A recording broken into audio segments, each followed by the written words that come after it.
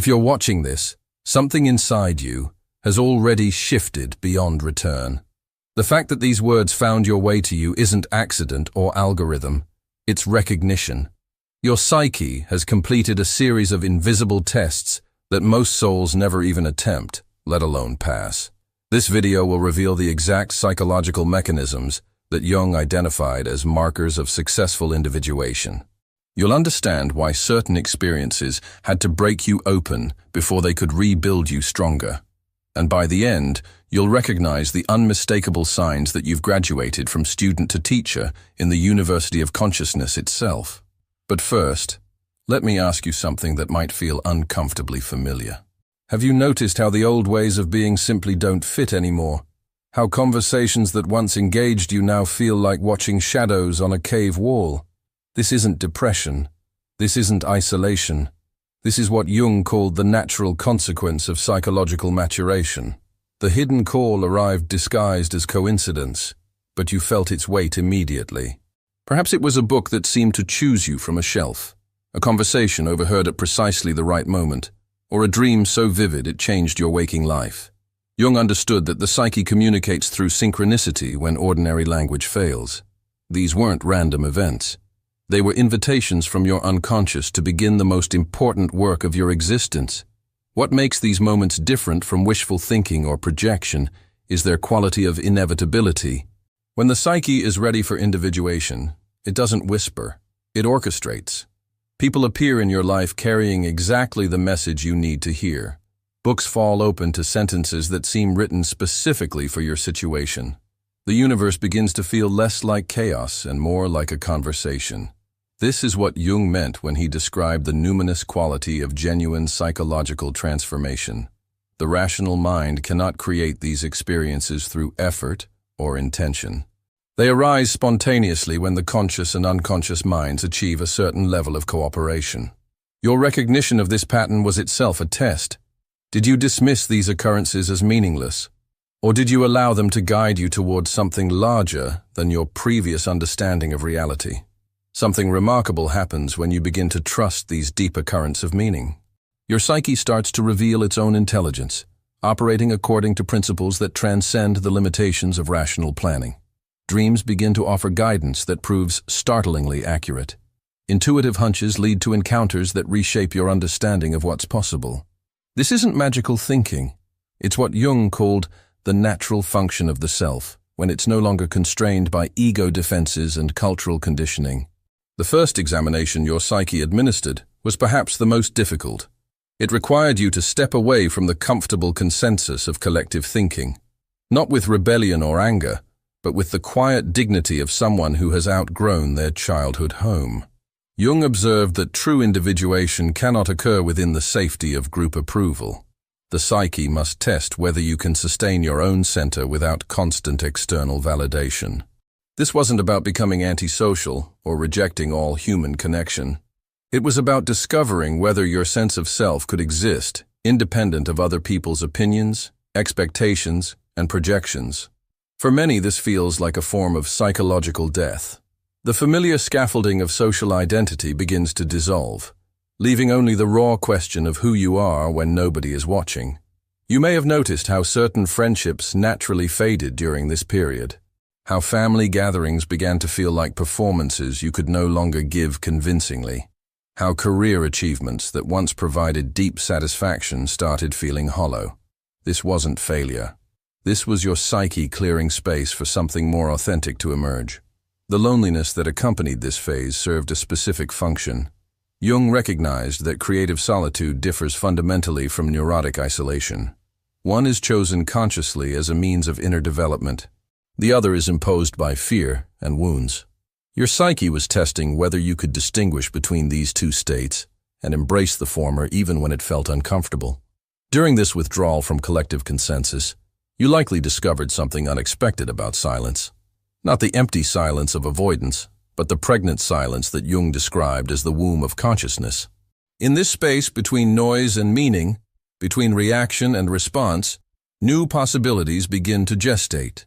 Your comfort with this particular quality of silence marked a crucial milestone in your psychological development.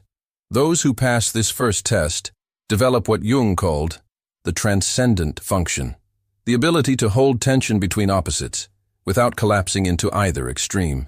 You learn to be alone without being lonely, to think independently without becoming rigid, to maintain your center while remaining open to genuine connection with others. The second test arrived when your carefully constructed social persona began to crack under the weight of its own falseness. Jung understood that the persona serves a necessary function in early psychological development. It allows us to navigate social situations and meet basic survival needs. But eventually, if individuation is to occur, the persona must be consciously dismantled and rebuilt on a foundation of authentic self-knowledge. This process rarely happens voluntarily. The psyche must create circumstances that make continued pretense psychologically impossible. Perhaps your career suddenly felt meaningless despite external success. Maybe relationships built on mutual performance began to suffocate you. Or you found yourself unable to participate in conversations that once felt natural and engaging. What you experienced wasn't a nervous breakdown, though it may have felt similar. It was what Jung called the necessary death of the false self. The part of you that had learned to survive by being who others needed you to be was finally being revealed as inadequate for the deeper work of becoming who you actually are.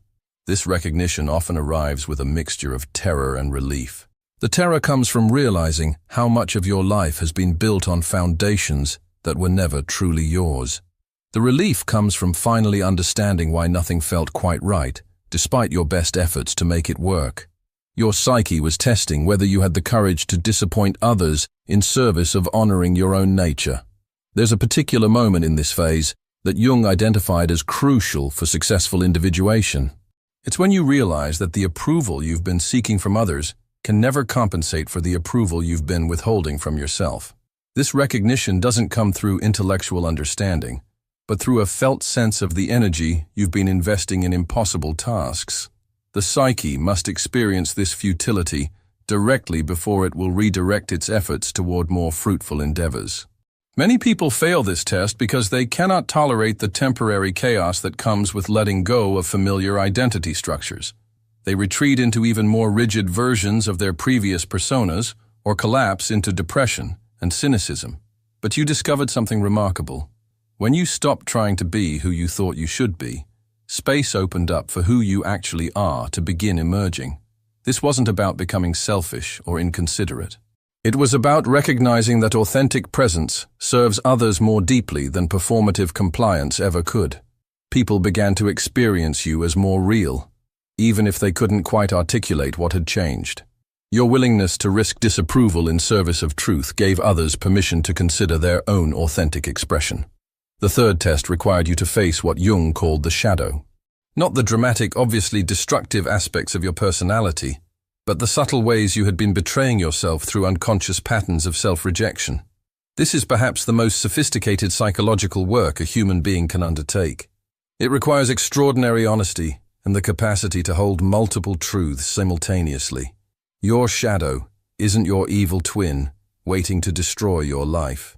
It's the repository of all the aspects of yourself that you learned to disown in order to gain love, acceptance, and survival. The emotions you were taught not to feel, the desires you were told were inappropriate, the parts of your personality that didn't fit your family's or culture's expectations. Integration doesn't mean acting out these suppressed aspects unconsciously. It means bringing them into conscious awareness so they can be included in your understanding of who you are as a complete human being. Jung observed that what we resist in ourselves inevitably gets projected onto others or expressed in distorted ways that create more suffering than necessary. The shadow work process often reveals how much energy has been trapped in maintaining these internal divisions. As you began to acknowledge and include previously rejected aspects of yourself, that energy became available for creative expression and genuine relationship. This is why people often report feeling more alive and vital after beginning serious shadow integration work. You may have noticed how your capacity for compassion expanded during this phase, particularly toward people whose behavior once triggered judgment or frustration. This wasn't because you became more tolerant of destructive behavior, but because you began to recognize the wounded child or frightened adult beneath the surface presentations that others mistake for the whole person. The integration of shadow material often manifests as a kind of disturbing self-acceptance. You became okay with aspects of yourself that you previously found unacceptable, not in a resigned way, but with the understanding that wholeness includes complexity. That psychological health isn't about perfection, but about conscious relationship with all parts of yourself. This process fundamentally altered your relationship with other people. You stopped needing them to be different than they are in order for you to feel okay. You began to see through their defensive strategies to the essential humanity beneath. Your presence became a kind of silent invitation for others to drop their masks, though most aren't ready for that level of authenticity. Jung observed that shadow integration creates what he called the wounded healer archetype. Having faced your own darkness with compassion rather than condemnation, you naturally develop the capacity to hold space for others' struggles without being overwhelmed or trying to fix them. This isn't a role you assume deliberately, but a quality of presence that emerges organically from your own healing journey. Throughout these trials, your psyche was collecting evidence of your progress in ways that bypass rational analysis. Dreams became more vivid and meaningful. Intuitive hunches proved accurate with increasing frequency. Symbols and patterns began appearing in your daily life that seemed to comment on your inner development. These weren't signs you were looking for, but recognition that arrived spontaneously from the depths of your unconscious. Jung called these compensatory dreams and synchronistic events the psyche's way of confirming that you're moving in the direction of greater wholeness. They often contain imagery of renewal, integration, or spiritual authority that reflects your growing capacity to access wisdom beyond your conscious mind's limitations. You learn to receive these messages without inflating your ego or dismissing them as fantasy. Your intuition sharpened dramatically during this period because you had cleared away much of the psychological noise that previously interfered with subtle perception. Fear-based thinking, people-pleasing patterns, and the constant mental chatter of an unintegrated psyche all diminish our capacity to sense the deeper currents of meaning that flow beneath surface appearances. As these obstacles dissolved, you began to notice things about people and situations that weren't immediately obvious to others. Not because you developed supernatural powers, but because you removed the internal barriers that had been blocking access to information that was always available. This enhanced perception often feels unsettling at first, because it reveals how much richness you had been missing. The completion of these psychological tests triggers what Jung described as a fundamental reorganization of the psyche's operating system. Old patterns of thinking, feeling, and behaving simply stop working. Not because you're trying to change them, but because they no longer align with your transformed inner structure. It's as if you've upgraded to a new version of yourself that's incompatible with previous programming. You probably notice this most clearly in your relationships. People and environments that once felt comfortable became energetically draining or simply irrelevant. This wasn't judgment or superiority, but a natural consequence of psychological evolution. A butterfly doesn't reject the cocoon out of criticism. It simply no longer fits. Conversations that once engaged your interest began to feel superficial. Entertainment that previously provided distraction lost its appeal. Career goals that had motivated you for years suddenly seemed hollow or misguided. This isn't depression or existential crisis. It's what happens when your inner truth becomes the primary organizing principle of your life, rather than external expectations or old survival patterns. One of the most profound shifts occurs in your relationship with time itself. The urgency that once drove your decisions gives way to a deeper sense of timing that Jung associated with the self's natural rhythm. You begin to trust that what needs to happen will happen when the conditions are right, rather than forcing outcomes through willpower or anxiety. This doesn't create passivity, but a more efficient and graceful way of engaging with life's challenges. Jung understood that individuation creates what he called the transcendent function, the capacity to hold paradox and complexity without needing to resolve everything into simple categories. You developed the ability to simultaneously appreciate beauty and acknowledge suffering, to love deeply while accepting impermanence, to act with purpose while remaining unattached to outcomes. This psychological flexibility manifests as a kind of natural wisdom that doesn't depend on accumulating information or following prescribed formulas. You began to know things without knowing how you know them, to respond appropriately to novel situations without lengthy analysis, to recognize truth, regardless of how it's packaged or presented. Your completed transformation has awakened capacities that remain dormant in most human beings. Your mere presence now carries a subtle but unmistakable quality that tends to accelerate other people's psychological development, whether they're conscious of it or not. This isn't something you do intentionally. It's simply what happens when someone has achieved a certain level of inner integration. People often feel simultaneously comforted and challenged in your presence. Comforted because your self-acceptance gives them permission to relax their own defensive strategies. Challenged because your authenticity makes their unconscious patterns more visible to them. Some will be drawn to you seeking transformation. Others will feel threatened and withdraw. Both responses confirm that your inner work is having its intended effect. Your insights about people and situations now arrive spontaneously, often with startling accuracy.